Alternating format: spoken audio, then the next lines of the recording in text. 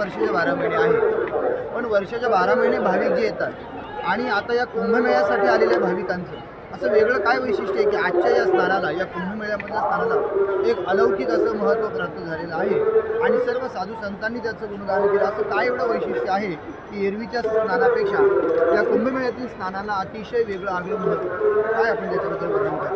आता संत तत्वज्ञान किंवा ग्रंथ तत्वज्ञान किंवा शास्त्र असं सांगतं की संतां आज खऱ्या अर्थाने इथं आलेले ते त्याला मानणारे भक्त आलेले, इथे येणारे जे आहेत की त्याची उपासना करत आहेत किंवा त्याच्याप्रती श्रद्धाभाव आहे. अस्तिकच सर्वांचा मेळावा आहे हा. अस्तिकांचा मेळावा म्हणजे त्याला मानणाऱ्यांचा मेळावा, त्यांना मानणाऱ्यांचा मेळावा म्हणजे भक्तांचा मेळावा. त्या भक्तांच्या मेळाव्यामध्ये आज सिनेमावरती खऱ्या अर्थाने हजारो लाखो वर्षापूर्वी जे समुद्रमंथन झालं, त्या समुद्रमंथन अमृताचे थेंब खऱ्या अर्थाने या ठिकाणी आहेत असा भाव श्रद्धा त्या सर्व भक्तांची आहे आणि त्या श्रद्धेच्या पोटी आपण सर्वजण या ठिकाणी येण्याचं पुण्य फलप्राप्ती आहे. महाराज, आपण आज आलात, आपण कालही या ठिकाणी पवित्र स्नान केलं, आज सुद्धा स्नानाला चाललात. या स्नान केल्यानंतर आपल्याला काय वाटतं? आपल्या अंतःकरणातील भावना आपण प्रगट करायला शकतो.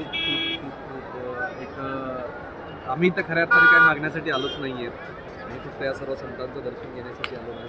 पवित्र सरस्वती माँ, गंगा मैया, यमुना मैया, हनुमान महाराज, भगवान शिवजी यांचं दर्शन घेण्यासाठी आलो. बस आम्हाला यांची संगती लाभावी, असंच दर्शन लाभावं हीच इच्छा आहे. या अलोट गर्दीकडे पाहिलं की आपण या कुंभाच्या बाहेरून येणाऱ्या लोकांना आपण काय थोडीशी सूचना किंवा काय थोडंसं मार्गदर्शन करा की जेणेकरून इथं या मनोभावे श्रद्धापूर्ण अंतःकरणाने इथं येऊन आपण स्नान करा, संतांचं दर्शन घ्या.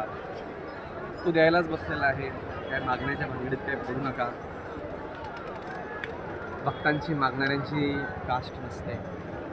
मला शेवटचा एक शब्द तुम्हाला विचारावा असं वाटतो. या ठिकाणी उत्तर प्रदेश सरकारने जी सूचना केलेल्या आहेत किंवा जे काही या ठिकाणी सोयी केल्या आहेत त्याबद्दल आपण काय? अरे बाप, योगी जी धन्यवाद. योगी जी ने जो किया है अभी तक कभी नहीं हुआ, अभी तक कभी नहीं हुआ. योगी ही बनाए रहे, योगी सीएम है, योगी पीएम बने बस. आपण महाराज आपले मूल्यवान विचार या ठिकाणी प्रगट केले.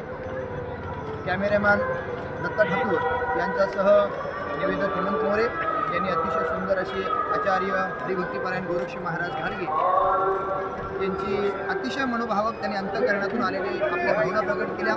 महाराज आपले सुद्धा आभार. आपल्यासोबत आलेल्या महाराष्ट्रातील तमाम वारकऱ्यांच्या वतीने आलेल्या सर्व श्रद्धाळूंचे मी मनपूर्वक आभार व्यक्त करतो. रामकृष्ण. रामकृष्ण हरी. हर हर गंगे. नमामि गंगे.